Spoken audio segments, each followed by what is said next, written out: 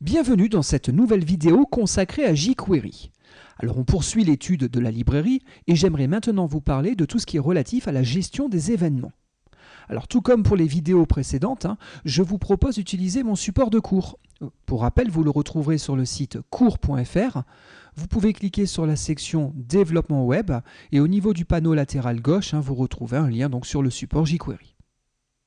Placez-vous dans le chapitre dédié à la gestion des événements. Très bien.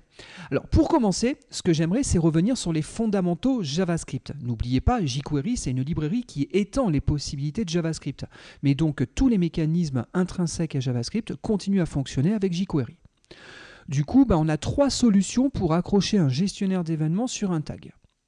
La première, vous l'avez peut-être déjà utilisée, consiste au niveau de la page HTML de rajouter un gestionnaire d'événements directement sur le tag. Je vous déconseille fortement cette façon de faire parce que vous mixez un petit peu les genres, vous mettez à la fois du code JavaScript dans des définitions de tags et je ne trouve pas que ce soit la bonne approche. On a une seconde approche qui consiste à faire l'accrochage du gestionnaire d'événements directement par JavaScript. Donc du coup, il faut avoir un élément JavaScript et on peut raccrocher un on quelque chose. D'accord ? Là, j'ai mis on event, mais tout dépend de l'événement, bien entendu, que vous voulez associer. Donc regardez, on va reprendre un petit exemple. Et donc ici, on note, j'ai un titre de niveau 1. Il a un identifiant unique qui s'appelle myTitle. Très bien. On a d'autres tags, j'y reviens tout à l'heure, c'est pour ma démonstration. Notez aussi que j'ai mis un petit peu de style CSS à ce niveau-là. Alors soyons clairs, ce n'est pas la bonne approche. La bonne approche, c'est de séparer les choses. Donc le CSS devrait être dans un fichier CSS, le JavaScript dans un fichier JavaScript, et donc bien entendu le HTML dans la page HTML. Néanmoins, histoire qu'on ait tout sous les yeux et que j'arrive facilement à faire mes démonstrations, pour ce petit exemple, j'ai tout placé directement dans cette page. Mais je vous invite à séparer les différents aspects. Éventuellement, à la fin du tuto, peut-être que je le ferai. Bon, dans tous les cas, au niveau du bloc JavaScript, j'ai mis un ready, qui est donc un gestionnaire d'événements au passage, et qui permet de réagir au chargement complet de la page. Très bien. Bon, je passe ça pour le moment. Et donc, nous, on va se focaliser sur les fondamentaux JavaScript. Donc, comme je vous disais, ce que je peux faire, c'est un document.getElementById. Je recherche l'élément myTitle. Et une fois que j'ai localisé cet élément du DOM, du Document Object Model, sur cet élément, je peux accrocher un gestionnaire d'événements. Allez, on va réagir sur un clic. Donc l'événement, c'est le onClick. Et donc ici, j'accroche une fonction. Cette fonction fera un affichage au niveau de la console. Regardez, console.log. Et donc j'afficherai first event handler. Parfait. Je prends ma page et je l'envoie dans un navigateur. Je passe les tags qui sont ici. Si on clique sur notre titre de niveau 1 en ayant ouvert préalablement la console, bien entendu, je vous rappelle, c'est F12, la touche à utiliser pour ouvrir la console. Si je clique sur mon titre, j'ai bien mon gestionnaire d'événements qui a été déclenché. Maintenant, je voulais en arriver à une conclusion, c'est que ce n'est pas une bonne technique malgré tout. La question, c'est pourquoi ? Regardez. Ce que je fais, c'est que je récupère exactement le même élément. Et j'essaye d'accrocher un second gestionnaire d'événements toujours sur le clic. Ce second gestionnaire d'événements affichera second event handler. Regardez, je réactualise cette page, je clique sur mon titre, et là on constate qu'on a un petit souci. Quand on a accroché le second gestionnaire d'événements, il a dégagé, on va dire, le premier. Il a remplacé le premier gestionnaire d'événements. Effectivement, en utilisant cette technique, onClick, c'est un membre de l'objet que vous avez considéré. C'est un attribut, mais qui contient une fonction. Bon, cette entrée a été remplacée par la seconde. Et donc, si on cherche à avoir plusieurs gestionnaires d'événements sur un même élément et pour le même événement, du coup, ça va poser un souci. Et c'est assez classique. De plus en plus, quand on fait du JavaScript, on intègre différentes librairies en provenance de différents éditeurs. Maintenant, ces librairies, la plupart du temps, ont besoin de s'inscrire sur certains events. Si vous remplacez le gestionnaire d'événements, vous perdez certaines actions que la librairie avait cherché à faire. Donc il serait préférable d'ajouter des gestionnaires d'événements. Donc regardez, je garde ça pour que vous en ayez une trace, et donc on va tester la dernière approche. Alors la dernière approche, c'est l'utilisation de la méthode Add Event Listener. Elle vient avec tout ce qui est HTML5, CSS3 et DOM4, donc avec les versions modernes de vos navigateurs. Regardez, il y a un site que j'aime beaucoup qui s'appelle Can I Use, puis-je utiliser .com pour l'extension. C'est un site qui est dédié à toutes les nouveautés HTML5, CSS3 et DOM. Et si là vous faites un Add Event Listener, donc c'est les dernières possibilités en termes de gestion d'événements. D'accord, donc c'est l'API moderne. Ce qu'on constate, c'est qu'aujourd'hui, on a quand même un bon support. Elle est supportée à 95% de part de marché, un petit peu plus même. Maintenant, si je clique sur Show All à ce niveau-là, il me dit qu'en gros, les navigateurs qui vont me poser souci, c'est les vieux Internet Explorer. Bon, pourquoi pas, on peut décider de faire une croix sur ces navigateurs-là. Maintenant, ça représente une part de marché qui est relativement faible. Et donc, on devrait avoir un bon support. Et donc, comment ça s'utilise? Alors, l'API moderne, bien entendu, s'applique toujours sur un élément du DOM, du Document Object Model. Je vais faire un Add Event Listener. À partir de là, il va falloir que je lui passe deux paramètres. Le premier paramètre, c'est le nom de l'événement. Mais si vous voulez, on a cherché à simplifier un petit peu les choses. L'événement, jusqu'à présent, s'appelait OnClick. On a décidé avec cette nouvelle API de supprimer les on. Donc ici, je dis juste que je veux réagir à un clic. Et je passe en second paramètre mon gestionnaire d'événements. C'est une fonction, et je peux ici faire mon traitement. Regardez, je mets mon console.log avec mon first event handler. Bien entendu, ça, je ne veux plus que ça déclenche. C'était l'ancienne technique, donc je le commente. On va déjà vérifier si tout fonctionne bien. Je réactualise ma page en cliquant sur F5. Je clique sur mon titre et donc on a bien le First Event Handler qui a déclenché. Maintenant, regardez, si j'ajoute, on est bien d'accord, on fait des adds. On ajoute un gestionnaire d'événements sur l'élément, mais on conserve ceux qui sont déjà existants. Ce qui veut dire que si ici je mets un Second Event Handler, si je réactualise ma page et que je clique sur le titre, on constate que cette fois-ci, on a les deux gestionnaires d'événements qui déclenchent bien. Donc, tant que possible, moi, je vous conseille d'utiliser cette technique-là si vous êtes en JavaScript pur et dur.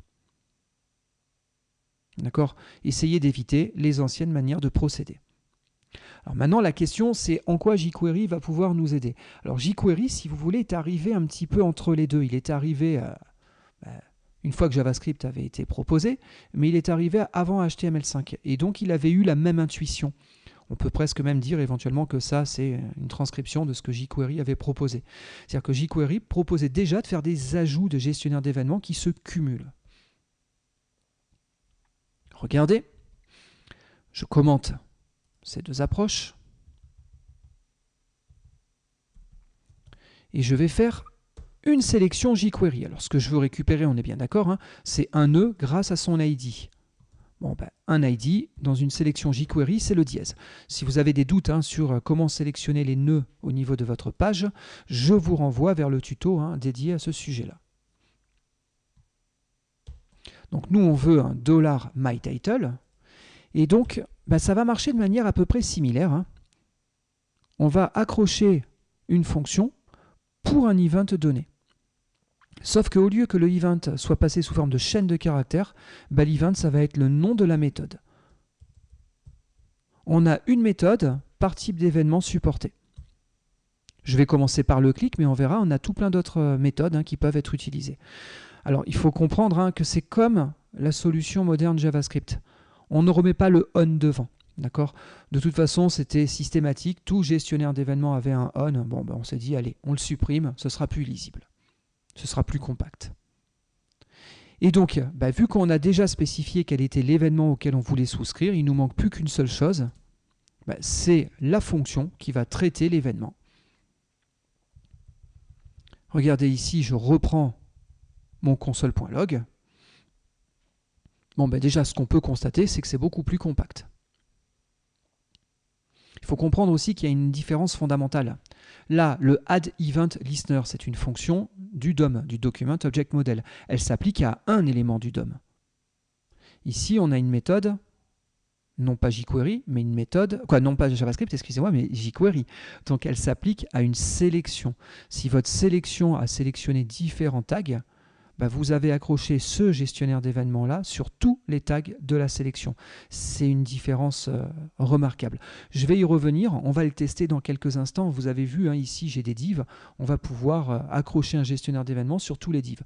Pour autant, je voulais malgré tout vous montrer qu'on procédait par ajout. Je fais exactement la même technique que tout à l'heure. Là, je vais juste rajouter with jQuery. Très bien. Regardez, je prends mon navigateur, je réactualise la page, je clique sur le titre, et donc on a bien les deux gestionnaires d'événements qui ont déclenché. J'ai accroché deux gestionnaires d'événements pour le même event et sur un tag donné.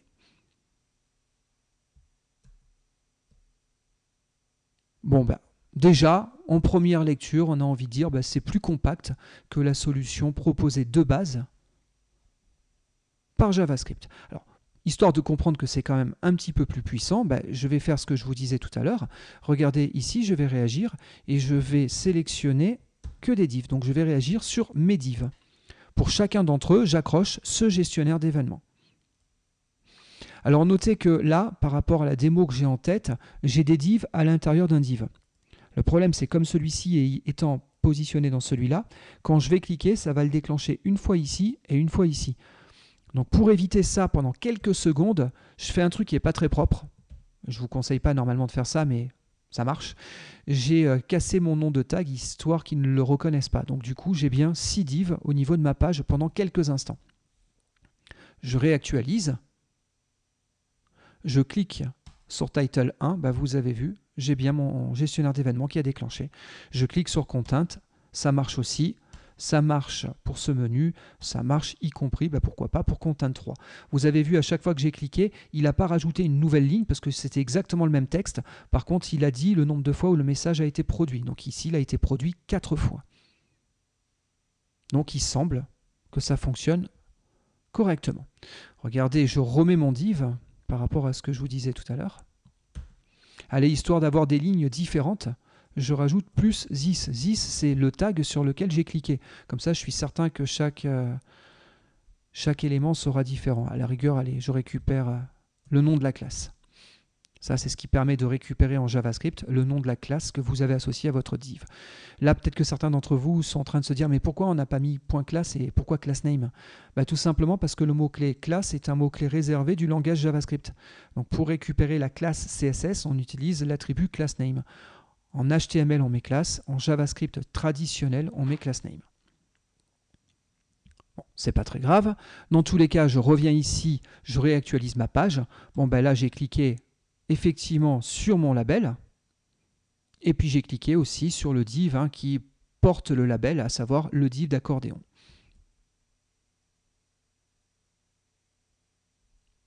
Très bien.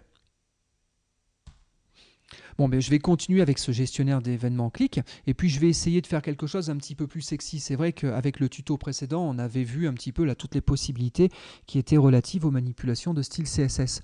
Donc j'ai envie un petit peu de jouer et je vous propose de faire un petit accordéon, un composant graphique de type accordéon. Alors on est bien d'accord, c'est pas la bonne approche du tout. Pourquoi ? Parce qu'en jQuery, les accordéons, ça existe déjà. Donc on ne va pas réinventer quelque chose qui est proposé par la librairie. Néanmoins, dans un but purement pédagogique, je vais essayer malgré tout de vous faire voir comment on aurait pu faire si on n'avait pas souhaité utiliser les accordéons prêts à l'emploi dans jQuery. Les composants graphiques que jQuery nous met à disposition, j'en présenterai certains dans un futur tuto. Donc soyez patients à ce niveau-là. Donc pour le moment, on va faire notre accordéon à nous. Donc du coup, ça c'est le composant. Et ce composant, vous avez vu, il y a 3 zones. Donc il y a 3 étiquettes. et il y a les contenus associés à chacune de ces étiquettes. Notez que pour les classes accordéon, label et content, j'ai défini ici un petit peu de style CSS. J'ai tout mis dans la même page, mais je vous invite à l'externaliser. Et donc ici, qu'est-ce qu'on peut constater? Dans tous les cas, j'ai proposé une police de caractère pour les éléments graphiques de mon accordéon. Ce que je veux, c'est que mon accordéon il prenne 300 pixels. Par contre, n'oubliez pas une chose, quand vous spécifiez la taille au niveau d'un tag HTML, par défaut, c'est sans tenir compte ni du padding, ni de la bordure. Pourquoi? Parce que le box sizing par défaut, c'est content box. Moi, ce que je veux, c'est que ça prenne 300 pixels, padding et bordure comprise. Donc je change mon mode de calcul sur la taille. En mettant le box sizing à border box, je dis que ma taille comprend y compris les bordures et donc les marges internes. Donc il va faire 300 pixels de large, c'est ce qu'on constate. Notez qu'après, j'ai mis des bordures à certains endroits. Donc par exemple, les labels, il y a un background, histoire qu'on le voit bien. Une couleur blanche, comme ça, on voit proprement le texte. Et notez que j'ai une bordure ici avec une certaine couleur. Alors c'est léger, mais on devine bien qu'il y a une petite différence de nuance de couleur entre le blanc et le bleu du milieu. Et puis après, j'ai repris cette couleur, et puis vous voyez, pour les divs qui correspondent au contenu, j'ai mis uniquement une bordure à droite et à gauche. Donc c'est ce que je retrouve à ce niveau-là. Et vous allez me dire, mais pourquoi avoir cette dernière bordure qui est là? Alors ça aussi, c'est pas très propre. J'ai cassé le nom de la caractéristique CSS que je veux appliquer, donc du coup elle ne va plus être reconnue, donc le navigateur ne va plus la prendre en charge. C'est pas comme ça que je commente, normalement c'est / étoile, étoile /, mais comme je suis un peu feignant et comme c'est juste quelques secondes, je me permets de faire une grosse bêtise. Et donc du coup ce qu'on voit, c'est que pour le dernier div de type contenu, on n'a pas le trait en bas qui permet de clore le composant graphique. C'est pour ça qu'au niveau de l'accordéon qui contient le tout, ce que je fais, c'est que je rajoute un petit trait en bas. Très bien. Donc ici, on a quelque chose qui commence à ressembler à un accordéon. Sauf que, je vous rappelle, dans un accordéon, il ne doit y avoir qu'un seul panneau de contenu qui est ouvert en simultané. Si j'en ouvre un autre, ça devrait fermer le précédent. Là, le problème, c'est qu'ils sont tous affichés. Donc regardez, je vais réutiliser ce que je vous avais montré au niveau des possibilités CSS et notamment au niveau des effets spéciaux.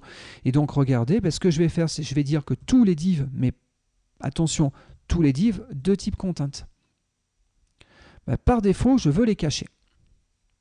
Alors je ne vais pas les cacher n'importe comment, je vais les cacher en faisant un slide up. Regardez, je vais changer la valeur dans quelques secondes, mais pour le moment, je vais dire que mon animation va prendre 1 seconde. Comme ça, je vais le voir se cacher.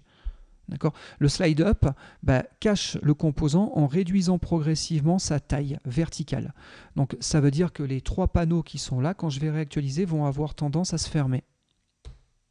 Alors pour peu que j'enregistre ma modification, bien entendu. Regardez, je réactualise ma page en cliquant sur F5 et vous avez vu, on voit bien les panneaux se rétracter. Très bien. Bon, par contre, le premier coup, ce que je veux, c'est que ce soit fait comme ça d'entrée de jeu. Donc ma durée, c'est 0. Donc mes divs sont automatiquement compactés. Par contre, ce que je veux, c'est que j'ai le premier title, le panneau associé au premier title, qui soit ouvert. Alors là, je fais un petit rappel sur le tuto consacré au sélecteur. Je ne sais pas si vous vous souvenez, mais on peut dire, je ne veux pas tous les divs de type content. Je veux que le premier. Donc en rajoutant le 2.first, on sélectionne le premier élément de la sélection. Et ce premier élément, lui par contre, je veux qu'il soit ouvert.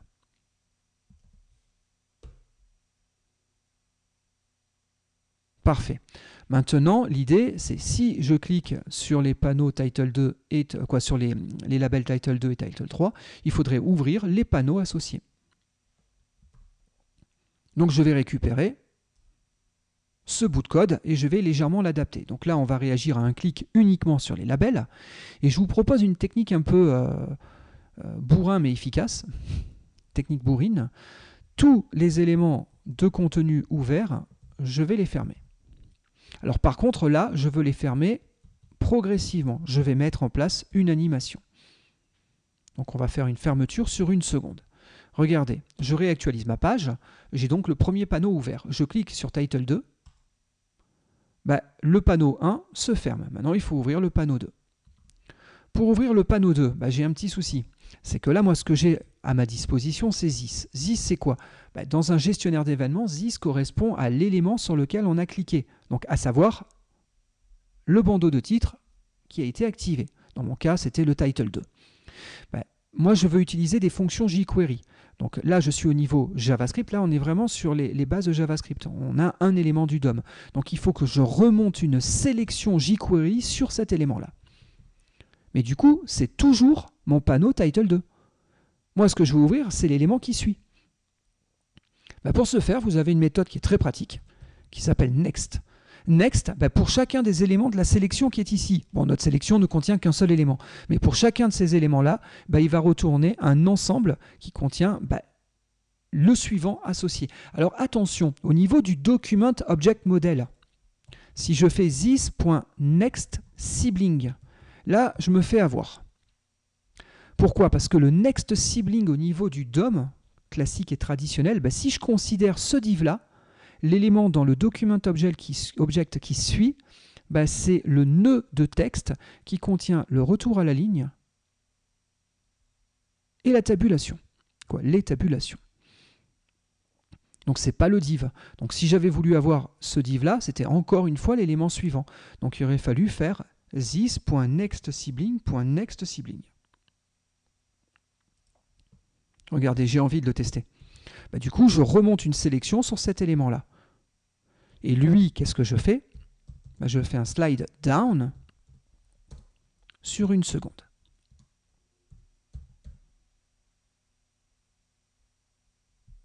On vérifie. J'ai le panneau 1 qui est ouvert. Je clique sur le panneau 2. Vous avez vu, le contenu premier se ferme, le second contenu s'ouvre. On a donc bien un effet visuel qui nous fait penser à un accordéon. Maintenant, j'aurais pu faire plus simple. Ça, c'est vraiment une solution pure JavaScript. Bon, en sachant que je récupère quand même le slide down au niveau de jQuery.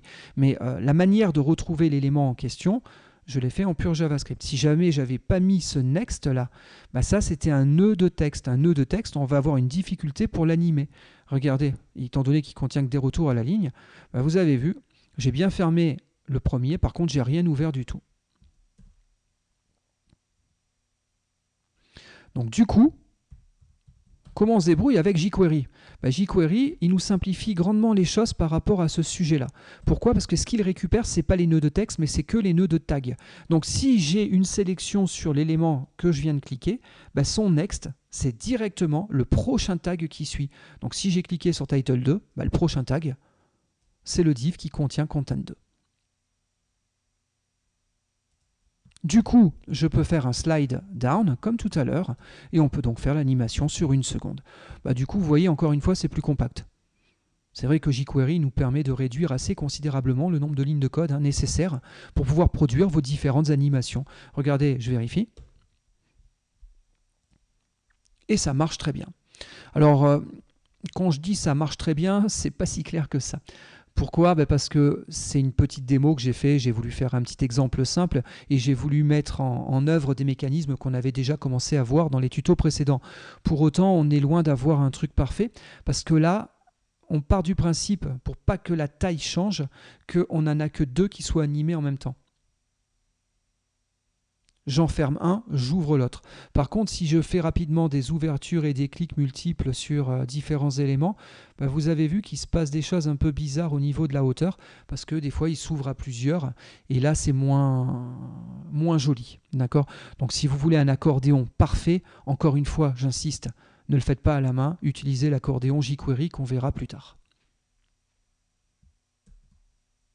Très bien. À ce sujet-là, les plus curieux d'entre vous pourront tourner les slides au niveau du support et trouveront rapidement comment utiliser un accordéon. Mais on verra ça dans un prochain tuto. Bon, maintenant revenons sur notre gestionnaire d'événements. Alors c'est vrai que nous on a travaillé ici sur des clics, mais en vérité vous pouvez réagir à n'importe quel event qui vous est proposé au niveau de votre page HTML et de JavaScript. Regardez, je vais faire quelque chose, ça ne va pas être parfait, je l'améliorerai juste après. C'est histoire en tout cas d'en parler quelques secondes. Mais regardez, ici je récupère mes labels et je vais rajouter un autre event. Alors en JavaScript, on peut réagir au on mouse over, c'est quand la souris elle se met dessus quelque chose. Et on peut réagir au on mouse out, c'est quand elle en sort. D'accord ? Toujours pareil, on a une méthode en jQuery par événement JavaScript et il ne faut pas remettre le on. Donc du coup, ce que je veux, c'est un mouse over. Ben, si je passe sur une étiquette au niveau de mon accordéon, ben, ce que je vais faire, c'est que je vais remonter une sélection sur l'étiquette en question. Et grâce à la méthode CSS qu'on avait vue précédemment, je vais juste changer une caractéristique de style. Donc ce n'est pas la peine de mettre un objet, je vais juste mettre la caractéristique et sa valeur. Ben, je vais changer la couleur. Ben, pourquoi pas, ça va être red. Regardez, je rajoute encore un autre gestionnaire d'événements. Cette fois-ci, c'est le mouse out. Ben, si j'en sors, je remets la couleur à white. Regardez, je mets ma souris. Vous avez vu, le title 1 est passé en rouge. Vous avez vu aussi que mon curseur change. Hein. Le curseur, je ne sais pas si je l'ai dit tout à l'heure, mais c'est parce que ici, au niveau des labels, hein, j'ai mis une définition cursor qui vaut pointer, c'est la petite main, pour pouvoir cliquer sur l'élément.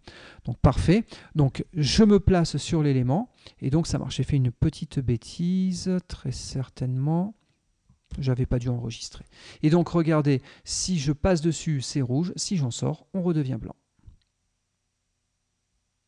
Voilà.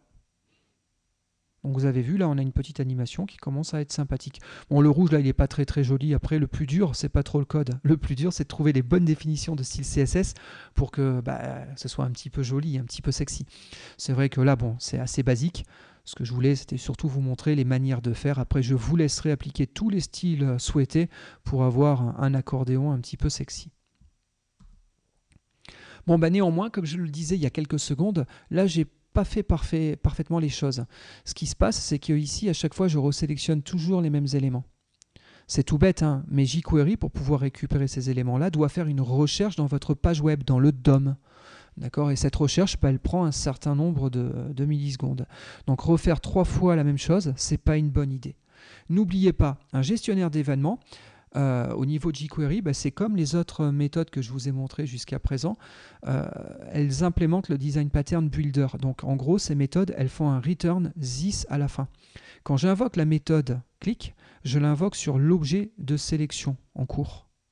Le retour, c'est cette sélection-là.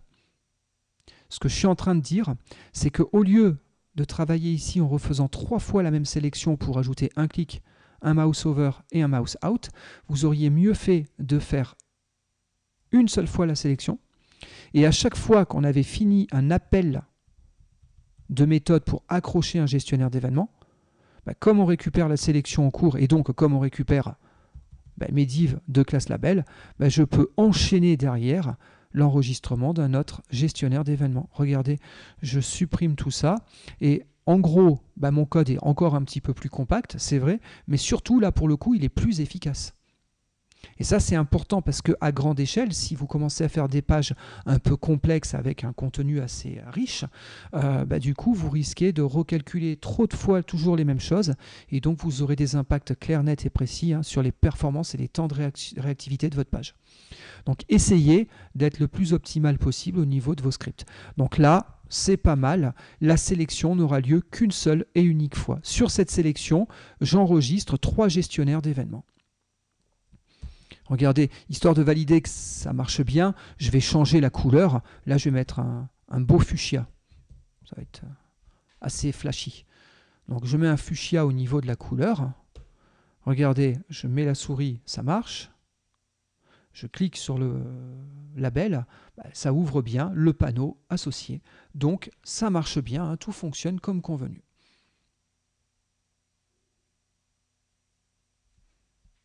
Donc, n'hésitez pas à utiliser ces techniques. Si vous jugez que c'est peut-être un petit peu moins lisible, dans ce cas-là, essayez de mettre un petit commentaire en rappelant que le gestionnaire d'événements renvoie la sélection en cours. Comme ça, ceux qui vous reliront par la suite pourront peut-être un petit peu plus facilement le comprendre.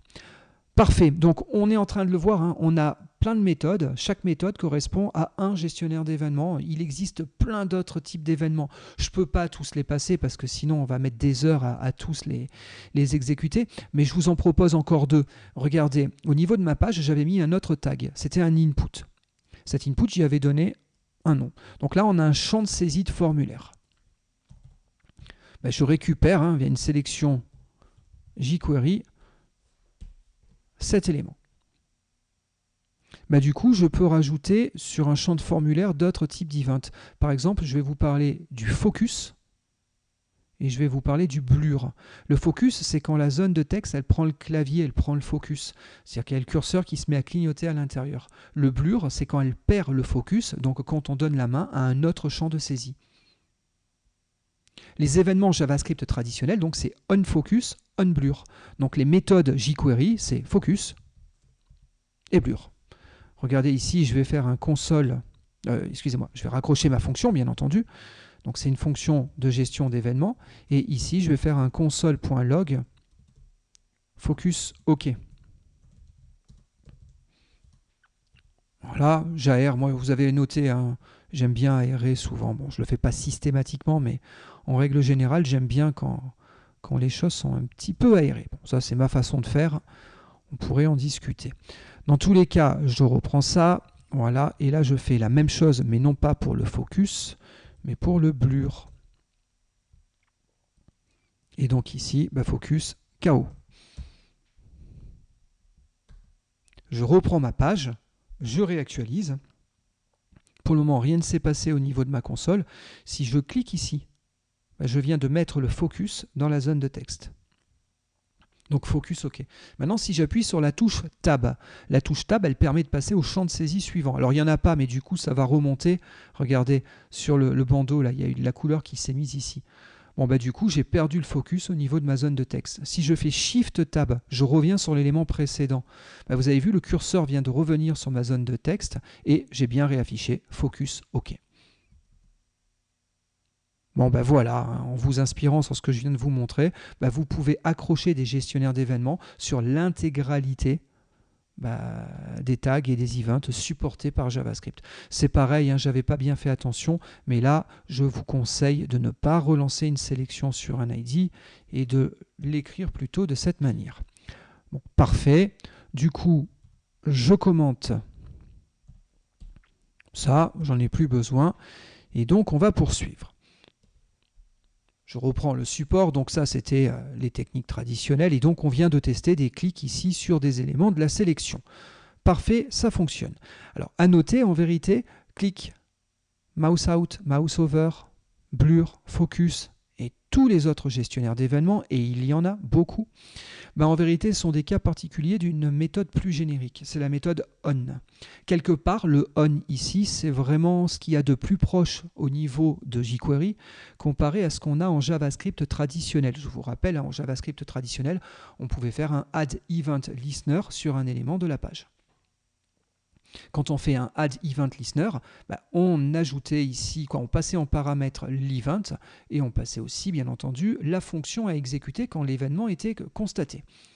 Là, c'est un petit peu la même chose. Je remets ici le nom de l'événement. C'est la même règle que sur le add event listener. On ne met pas le on. Donc, je peux faire un on. Il y en a déjà un ici, hein, ça suffit. Parenthèse, et là, je peux mettre click, par exemple. Après, on s'invoque, bien entendu, sur une sélection.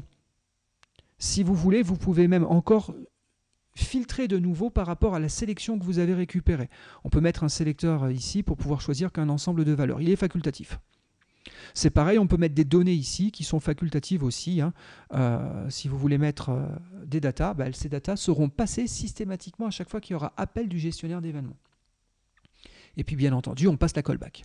Bon, les deux paramètres vraiment obligatoires, c'est le nom de l'événement et le paramètre. Donc le on fait un enregistrement du gestionnaire d'événements.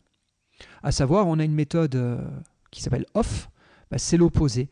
Ça supprime, ça enlève le gestionnaire d'événements. C'est un remove. Regardez ici, je propose un exemple.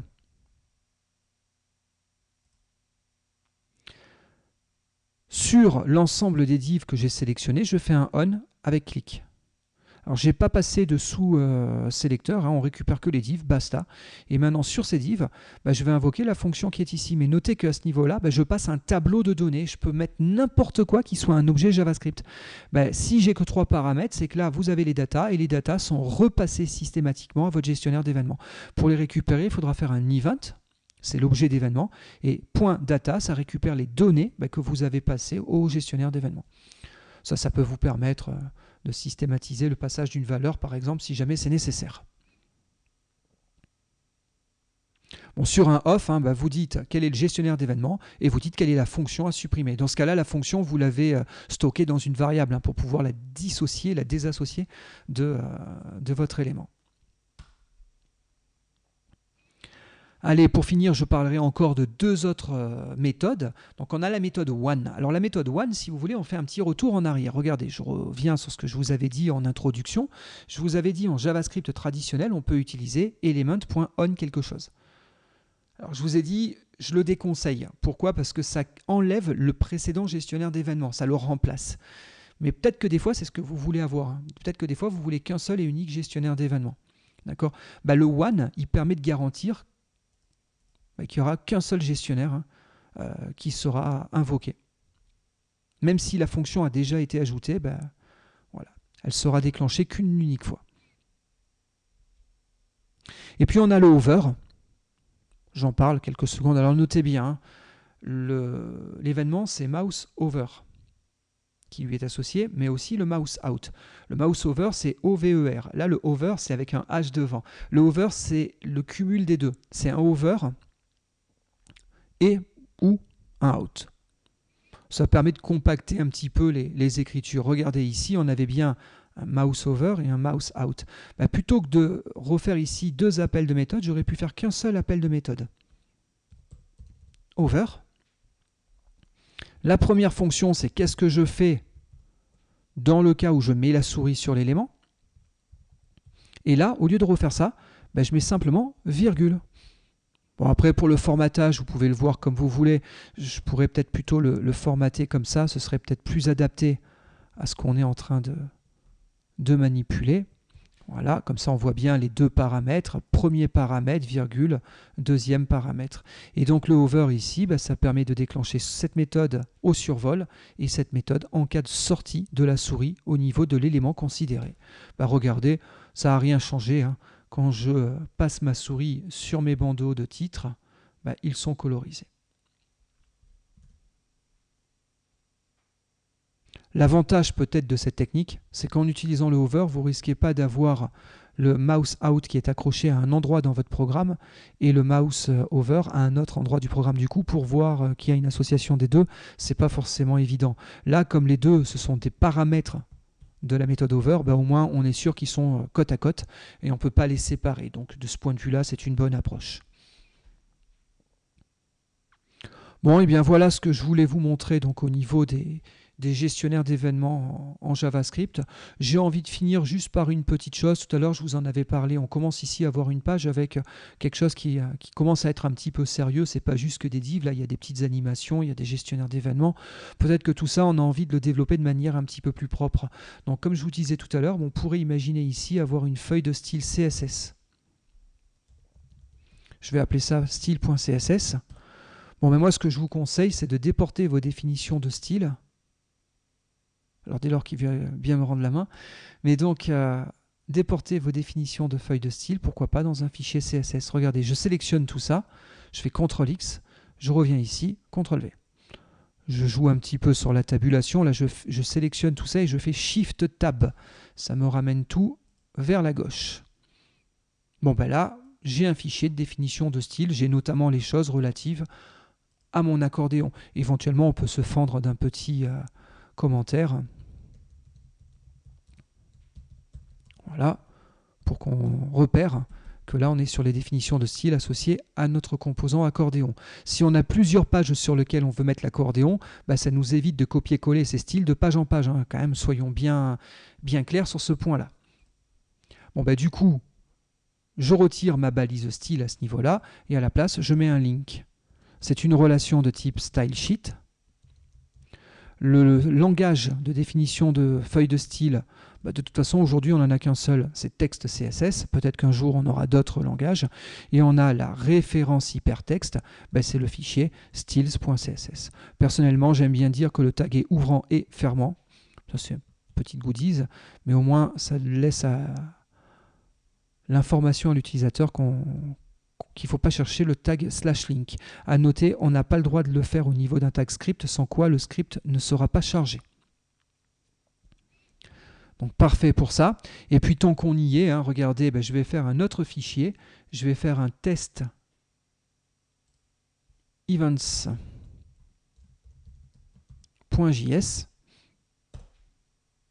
Voilà, ces deux fichiers travaillent ensemble. Et donc l'idée, c'est de dire tout le bloc de code qui est là, plutôt que de l'avoir en plein milieu de la page, je le sors dans un fichier de code JavaScript. Encore une fois, si on imagine qu'on a des accordéons sur plusieurs pages, ça nous permet éventuellement de pouvoir charger ce fichier dans toutes les pages qui possèdent l'accordéon. Pourquoi pas? Du coup, je reviens au niveau de ma page HTML, et au lieu d'avoir ce tag script à ce niveau-là,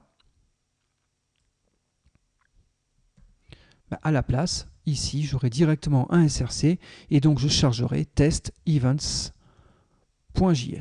Bon, c'était pas bien méchant, mais je voulais finir par ça pour dire là, voilà, là ça commence vraiment à être un petit peu plus propre. Et donc on a ici uniquement nos déclarations HTML. On a bien entendu une feuille de style qui s'applique au niveau du site. Vous pouvez mettre ici toutes vos définitions. Et puis après, on a un certain nombre de fichiers de code JavaScript qui possèdent les traitements à appliquer par rapport aux différents composants graphiques que vous pourriez considérer. Regardez, je reviens ici, je fais F5. Bon, du coup, normalement, tout continue à fonctionner correctement. On a bien notre menu accordéon qui fonctionne. Bon, voilà qui clôt donc ce tuto. Pour information, lors du prochain tuto, on va parler de tout ce qui est relatif à Ajax. C'est-à-dire qu'effectivement, on sait faire déjà pas mal de choses avec jQuery, mais souvent, la plupart du temps, ce qu'on fait, c'est qu'on change le contenu de la page en intégrant des nouvelles données. Et ces nouvelles données, elles viennent d'où? Elles viennent du serveur web. Il va donc falloir télécharger les données au niveau du serveur. Et pour ce faire, JavaScript traditionnel nous fournit ce qu'on appelle Ajax. En vérité, c'est des composants qui implémentent une recommandation. Vous la connaissez peut-être déjà un petit peu. C'est le HTTP, le XML HTTP request. Excusez-moi. Ça, c'est une recommandation du W3C. Si je viens ici, non, c'est donc. Je cherche les choses sur le site du W3C. Voilà. Et donc ici, vous avez les spécifications sur ce composant. Bon, sachant que maintenant, on a le level 2 qui est un petit peu plus puissant. Mais donc, c'est une norme du W3C. D'accord ? Grâce à ces composants-là, on va émettre des requêtes HTTP et on va rapatrier des données. Ces données, certes, elles pourront être structurées avec du XML, mais on le verra. On pourra avoir aussi des données structurées en JavaScript, plus précisément avec du JSON. Et donc l'idée, ce sera de récupérer ces données et de les réintégrer dans la page. On essaiera de faire un petit catalogue de vente en ligne et donc qui pourrait présenter différents articles. Donc on scannera les articles du catalogue. Bon, du coup, on essaiera de voir un petit peu ce qu'on a déjà de base au niveau de JavaScript et puis surtout, on essaiera de voir en quoi jQuery peut nous aider dans la mise en œuvre de ces transferts de données Ajax. Bon, voilà, j'espère que ce tuto vous a plu. N'hésitez pas à me mettre un j'aime et à le repartager. C'est extrêmement important pour moi que vous m'aidiez à faire connaître mes tutos. Donc, je compte sur vous si vous voulez que je continue. Et puis, je vous dis à très vite pour le prochain tuto. Merci de votre attention.